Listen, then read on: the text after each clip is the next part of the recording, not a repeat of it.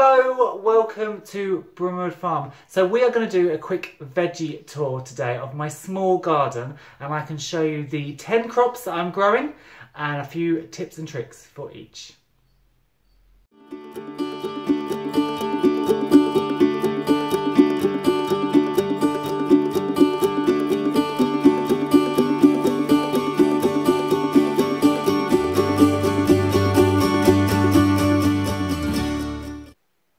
So my garden is about 45 square metres, but I must say that most of that is A, taken up with chicken coops, and B, taken up with ornamental flower beds. I do love a nice ornamental shrub or flower. So the actual growing space is a lot less. So if you have got less room in your garden, no worries, you can still grow tons of stuff. So we're going to go around the garden. I'm going to show you each of the crops that I'm growing with a few tips of how to grow it and what to do. And hopefully you can cram in as many of these delicious vegetables in your garden too. So right out of the back door, we have our first two. So number one, aubergines, and number two, sweet peppers. And now in the UK, the weather can be a bit up and down. We are having a heat wave at the moment, so it's really, really good. But I'm growing these in containers, as you can see, because I actually lack a full sun growing bed. And the good thing with containers is you can move them to where the sun is. Now these are actually on top of my quail coop, but it doesn't matter, they're in containers. I can move them into the full sun and keep them really well watered. Now I'm watering these every single day, and they are also getting a tomato feed twice a week. They are very heavy feeders, aubergines and peppers, so every time you move them up a pot size, these will probably go up 2 more pot sizes before we're done. Every time you go up a pot size, make sure you put in loads of organic and well-rotted manure, and then if you're growing them in the ground, again, they need tons of organic and well-rotted manure to really, really thrive. They also need tons of sun, as you can see. I've just spotted up here, my first flowers are starting to open. There's one there. There's another one through here. So there should be some really, really nice sweet peppers. These are California Wonder. And there's also, I think there's a chocolate pepper in there as well, a couple of chocolate peppers. But they're doing really, really well. So they are my number 1 and number 2 vegetables. Grow them in pots if you're in the UK, I really think, because you can then move them, protect them if you need to protect them from frost. And you can get them started nice and early as well. That is the other thing. You need to get peppers and your aubergines started really early. These seeds were started in January. So started in January, grown on, and now they're getting to the stage only in July where they're going to start actually bearing a harvest for me. Number 3 is the humble bean. Now I know beans can be quite boring, but actually they are wonderful and they're a good staple. And I love beans in a small garden because you can grow them up the fence.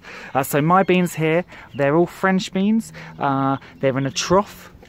So this trough is just filled with a good multi-purpose compost, and beans are really good at fixing nitrogen into the soil. So actually this soil I will take out at the end of the year and use it for my other raised beds, and then next year the beans will have the new beans will have fresh soil.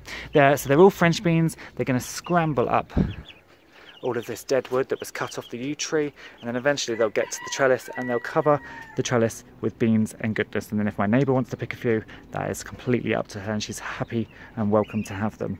Now the one thing I would say about beans is they do get slugged if you put them in early before they are too lengthy. So you can see there's a bit of slug slime there. They do get slugged. And the other thing is if you grow them on indoors and they become quite stringy, they tend to wrap together, and then you're trying to tear them apart, and you can sometimes break them. Now that is not a complete failure. You can see here that's exactly what happened with this bean.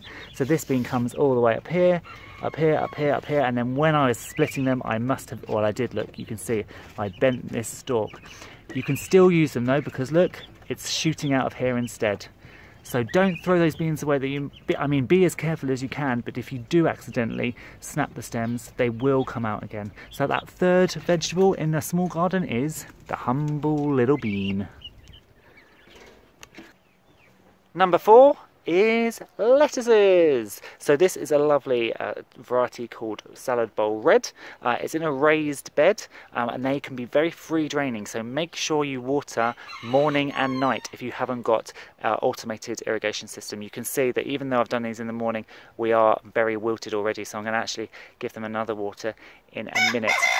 Lettuces are really good in containers and in raised beds because it helps keep those pesky slugs and snails away from them.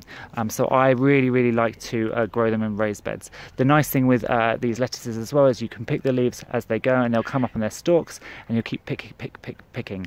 So we've got the salad bowl red over here, and then we've got these lovely Tom Thumb lettuces over here. And you can see that a couple are starting to bolt. It doesn't matter, just use these ones first. So this one is starting to bolt, which means it's going to go to flower in here, but it's still edible. They tend to be a little less sweet, a little more bitter when they're bolting, and also when they're dry. So that's another reason to keep them really well watered, is to A, prevent the bolting, and B, keep the leaves sweeter. You'll also notice there are spaces down here, and that's where my next lot of Tom Thumb are going to go in. So my Tom Thumb will be harvested from along here, as will my salad bowl red, and then these spaces are for more baby plants to be sown and transplanted later, so I've always got a continuous crop.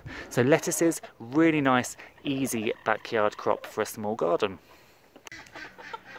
Number 5, spring onions. I love onions, but if you haven't got a vast amount of space, then growing your normal cooking onions, your red onions, your brown onions, takes too long. They require a lot of space and they are in the ground for a long time. You can't even start harvesting them until all of this starts to go brown and wilt. Spring onions, on the other hand, you can grow through the entire season. They grow to this, and these are actually about harvest size, and you get all that zingy freshness for your salads, your sandwiches, to put on top of a bit of jacket potato, and you get it all year round, well, all growing season round, and much quicker and a lot less space as well. Look at all of these spring onions in this one space. You've got so many. Again, you can successionally sow. So this was my first crop here, you can see, but I have another little crop coming through here. So these are the fresh new ones that are coming through, and they're going to be the next crop. So spring onions, great small garden vegetable. Number 6, the tomato, both outside and inside. Now I actually prefer growing my tomatoes inside, in a greenhouse, because it's more contained environment. You're protected more from blight than if you're outside, where blight can blow in the wind and land on your tomatoes, and you can also keep a better control. However, there are some downsides. This year I have had pesky little mice, and they have eaten through quite a lot of tomatoes, and you can see here, look the damage that they did to that stem. Now this tomato is still alive, and it's in fact is even creating a few more roots. Now tomatoes are great plants because they actually do form roots, true roots, from the stem. So when you're potting up, bury the stem and it makes sturdier and sturdier and sturdier plants. And when this is potted up, I'm going to pot it right up to here, so that this stem is all below the surface, and this actually creates a new load of root nodules to feed the plant.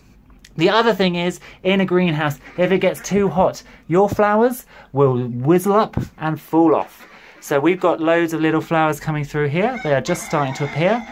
If this greenhouse gets too hot and dry, they will just fall off. So again, be aware. A positive though of the greenhouse is you can string them.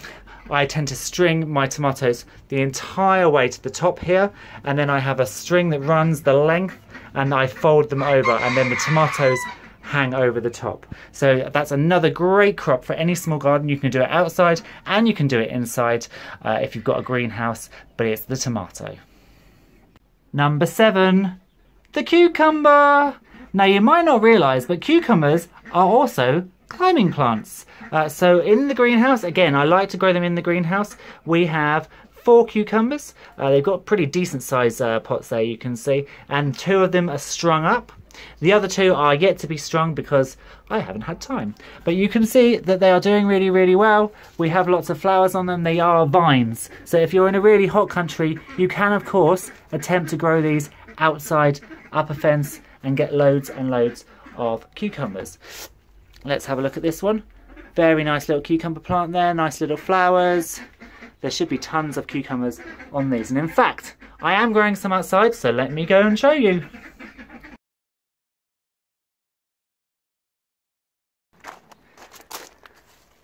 Cucumber. So cucumbers grow really, really well outdoor, and I must admit I stole this idea from Brimwood Farm. And they had a pergola, as you can see here, and they grew their cucumbers up and over it, and it's working really well. Now again, I'm watering these once a day, and they're getting fed twice a week. So again, they're very heavy feeders, but I'm really happy with this first cucumber. So I have 2 cucumber plants on each pergola, and they are interspersed with these sweet peas. So I've got one here, and then I've got another pergola here, and you can see it's the sweet peas have kind of done their thing. The cucumbers are still tiny at the bottom. They're taking it a while to get going, but you can see they are flowering, and hopefully after lots of water, in fact I can't even see this, all the other ones right down here. It's a very small little cucumber plant right down there. They're taking a while to get going, but after they've been fed and watered properly, they should start to swell and take over these pergolas and give me loads of lovely, lovely cucumber. Number 8, radishes. Now radishes have been a fiend to grow for me for several years, but why? Because my soil was too fertile. Radishes really don't like a strong soil. Oh look, there's a little cricket there. Hello little Jiminy Cricket. Radishes really don't like a strong fertilised soil, because what happens is they create loads and loads of leaves, and they don't need to make a big bulbous bulb for you to eat, because the root has no reason to make that. It can just go straight to seed from all that soil goodness. So you want to keep your soil quite low.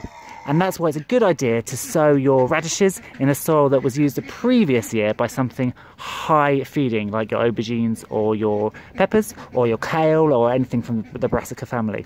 So these are my radish beds. I've got 4 varieties. I've just sown some new ones, so you can see they're coming up. They are ready to eat in only 30 days, which is another major plus of growing radishes. So you want to keep successionally sowing throughout the season, sow 2 to every hole, take out the weakest and keep them going. But radishes, great for small gardens, great for raised beds, great for containers. And finally, number 9 and 10 is beets and carrots. Now I know what you're probably thinking, my eyes are deceiving me. I can't see anything. And you would be right, because I have only just direct sown these seeds straight into this soil. But you can see instantly from this bed, it's quite shady. And that's because carrots and beets are both root crops, and they tolerate quite a bit of shade. So if you've got shady space in your garden, they're a good harvest, a good crop to grow there. Now, like radishes, carrots also need a low fertility soil. They don't want tons of fertile soil, because you won't get a long taproot. You'll get a split taproot with loads of little side roots coming off it. That's not what you want. You want a nice long carrot that's got as few side shoots on as possible, so low fertility. And then again, the beets, similar with the beets. Now with beets, each little seed you sow is actually a collection of seeds, and you can prick them out if you wish, but I prefer to leave them all on, just as child dowding does, and I'll give you the link to that video just up here. And then you can just twist the beets off as you need them. The other really positive things about both carrots and beets, they are winter tolerant. So you can grow them through the summer and the autumn, and then you can leave them in your bed all year round. You can leave them over the winter. You can give them a little bit of frost protection, snow protection if necessary. Though I don't tend to put anything down, and the carrots and the beets just sit in the soil as long as it is well draining. So you don't want really wet soil, but as long as it's well draining, they will happily sit in the soil all winter. You won't have to harvest them all and store them. You can just store them in the ground.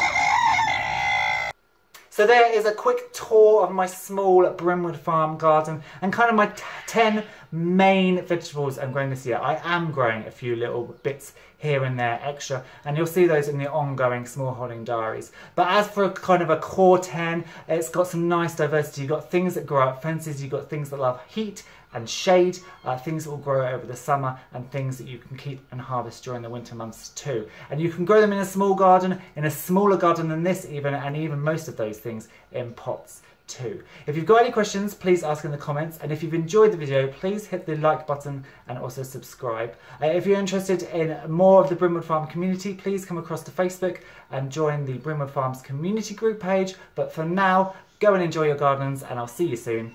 Bye bye.